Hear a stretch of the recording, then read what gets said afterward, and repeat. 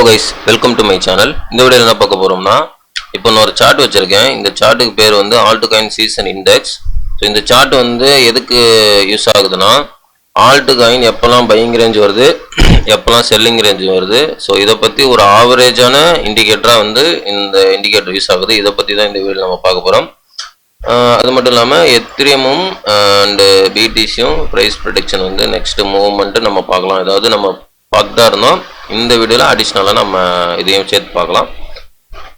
ஓகேங்களா? வீடியோக்கு புதுசாக இருந்தீங்கன்னா சப்ஸ்கிரைப் பண்ணிட்டு பாருங்கள். நம்ம போடுற வீடியோ வந்து யூஸ்ஃபுல்லாக இருக்கும். டெலிகிராம் லிங்க் வந்து டிஸ்கிரிப்ஷனில் இருக்குது, அதுலேயும் ஜாயின் பண்ணிக்கிங்க. நிறைய அப்டேட் வந்து டெலிகிராம்லேயும் உங்களுக்கு கிடைக்கும். வாங்க நம்ம டாபிக் போகலாம். ஃபஸ்ட்டு இந்த சார்ட் பார்த்துடலாம். இது வந்து ஆல்ட்காயின் சீசன் இண்டெக்ஸ். இங்கே பாருங்கள், கூகுளில் போய்ட்டு ஆல்ட்காயின் சீசன் இண்டெக்ஸ்ன்னு போட்டாலே ஃபஸ்ட்டு இது வந்து இது வரும். இது கிளிக் பண்ணிங்கன்னா இந்த பேஜ் ஓப்பன் ஆகும். ஓகேங்களா? ஸோ இந்த சார்ட் எது ரெஃப்ளெக்ட் பண்ணுறது அப்படின்னா, இப்போ பார்த்தீங்கன்னா இங்கே வந்து ரெண்டு இண்டிகேட்டர் இருக்குது பாருங்கள். ஆல்ட்காயின் சீசன் இண்டெக்ஸ்ன்னு மேலே இருக்கா, கீழே வந்து பிட்காயின் சீசன் இருக்கா. ஓகே, இப்போது இது என்ன ரிஃப்ளெக்ட் ஆகுது அப்படின்னா, இந்த ஆல்ட்காயின் சீசன் இண்டெக்ஸ்னால் 75. இந்த 75க்கு மேலே இந்த பிளாக் லைன், அதாவது இந்த இண்டெக்ஸ் லைன், இந்த இண்டெக்ஸ் லைன் வந்து மேலே எப்போல்லாம் இந்த 75க்கு மேலே போதோ அப்போல்லாம் வந்து மார்க்கெட்டு ஆல்ட் சீசனில் இருக்கும். ஏன்னா ஆல்ட் சீசன் வந்து நல்லா பர்ஃபார்ம் பண்ணிகிட்டு இருக்கோம் ஆல்ட் காயின்லாம். அதே மாதிரி இந்த 25 லைன் இருக்குது பார்த்தீங்களா, இந்த 25 லைன் வந்து பிட்காயின் சீசன். இந்த அதுக்கு கீழே வந்து இந்த லைன் வரும்பொழுதெல்லாம் பிட்காயின் வந்து நல்லா பர்ஃபார்ம் பண்ணிகிட்டு இருக்கோம், அல்லது டாப்பில் வந்து சைட்வேல போயிட்டுருக்கோம். ஸோ இதுதான் வந்து இந்த இடத்துல நமக்கு ரிஃப்ளெக்ட் ஆகுது. ஆனால் இங்கே நம்ம என்ன புரிஞ்சுக்கணுன்னா, நீங்கள் ஸ்ட்ரெயிட்டாக இது பிலீவ் பண்ணக்கூடாது. எப்படின்னா, இப்போது 75க்கு மேலே போச்சுன்னா ஆல்ட்காயின் சீசன், அப்போனா இங்கே வாங்கணும் அப்படின்லாம் கிடையாது. இதை கொஞ்சம் உல்ட்டாவாக நீங்கள் திங்க் பண்ணுங்கள். இப்போ அந்த 75க்கு மேலே போகும் பொழுது இந்த இடத்துல வந்து நீங்கள் ஆல்ட்காயின் வந்து செல்லிங் மோடு போயிடணும். இப்போ 75 இருக்கிறதுல இந்த 75 ரீஜனுக்கு மேலே எப்போல்லாம் ப்ரைஸ் போச்சுன்னா அப்போல்லாம் வந்து செல்லிங் மோடு போயிடணும். ஆக்சுவலாக 75 ரீச் பண்ணாலே வந்து செல்லிங் மோடு போயிடணும். ஓகேங்களா?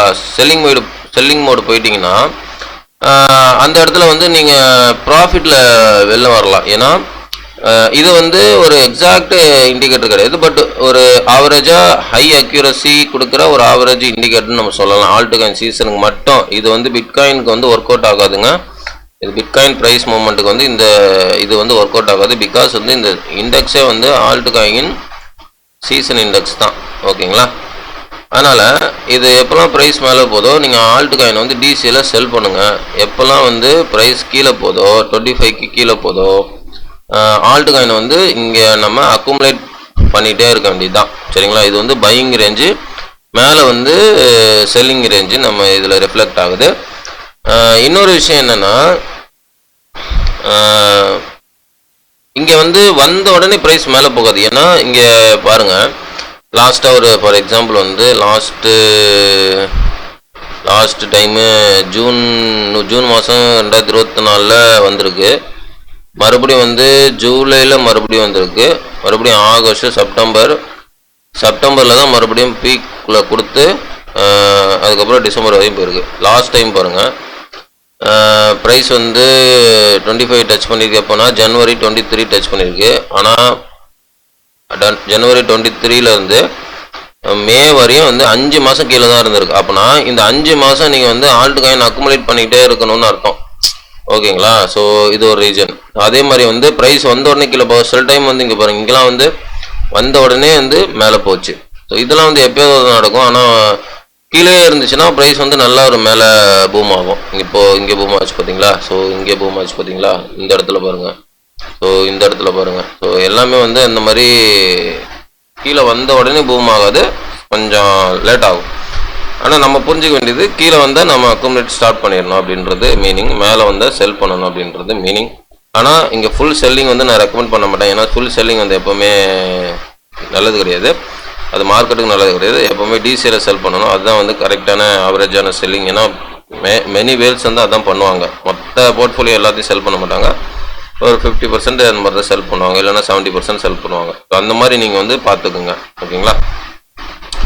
ஓகே, இப்போது இந்த சார்ட் ஃபாலோ பண்ணுங்கள். இந்த சார்ட்டுக்கு கூட ஒரு ரூல் இருக்குது, அந்த ரூலையும் ஃபாலோ பண்ணுங்கள். ஓகேங்களா? அந்த ரூல் வந்து நானாக எழுதுனது ரூலு. அந்த ரூலை ஃபாலோ பண்ணுங்கள். எக்ஸாக்டாக வந்து போர்ட்ஃபோலியோ மைனஸில் போகாது, எப்போவுமே ப்ளஸில் இருக்கும். அப்படியே போனாலும் ரொம்ப பெருசாக அடி வாங்காது.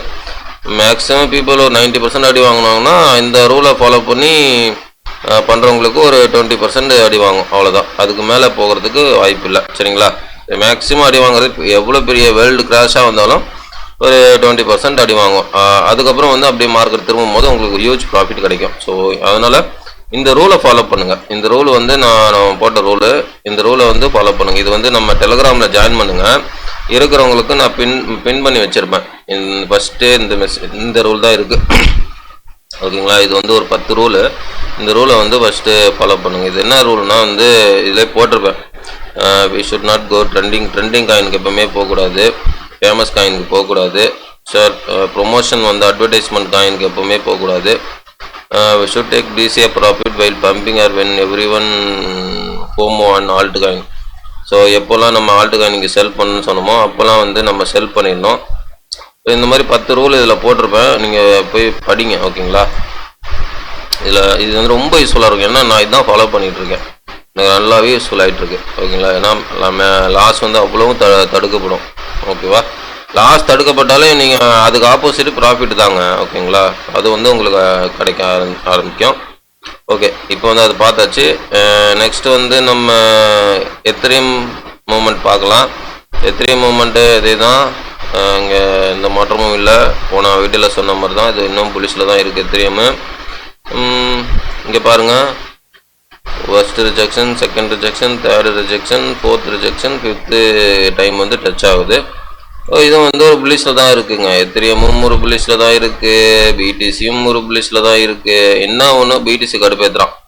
என்ன கடுப்பேற்றுறான்னா, கீழே உள்ள லிக்விடேஷனே எடுக்கலாம, ஆனால் எடுக்காமலே மேலேயும் போக மாட்டேறான், கீழேயும் வர மாட்டேங்கிறான்.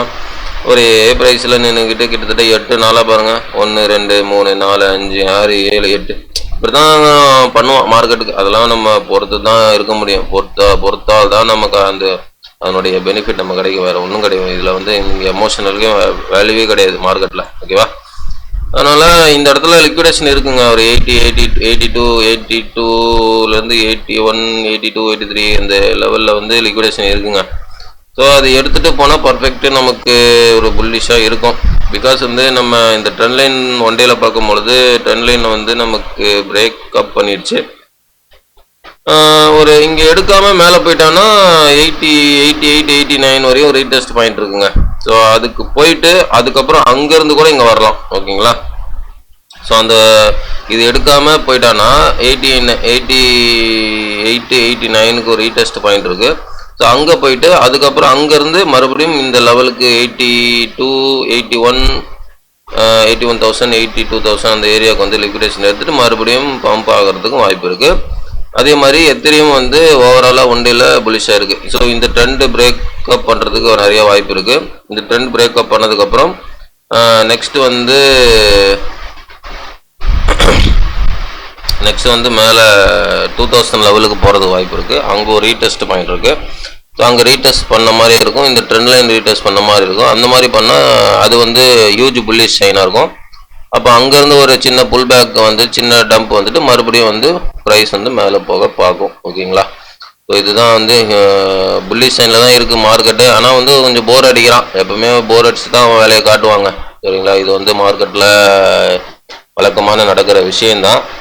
பட்டு மார்க்கெட்டில் பணம் பண்ணோம்னா ஒரே விஷயம், முக்கியமான விஷயம் ப்ரைமரி என்னென்னா பேஷன் முக்கியம், பொறுமை முக்கியம். பொறுமை இல்லைன்னா கண்டிப்பாக மார்க்கெட்டில் பணம் பண்ண முடியாது. ஏன்னா வாரன் பஃபெட்டே அதான் சொல்கிறாரு, மார்க்கெட்டில் வந்து பொறுமை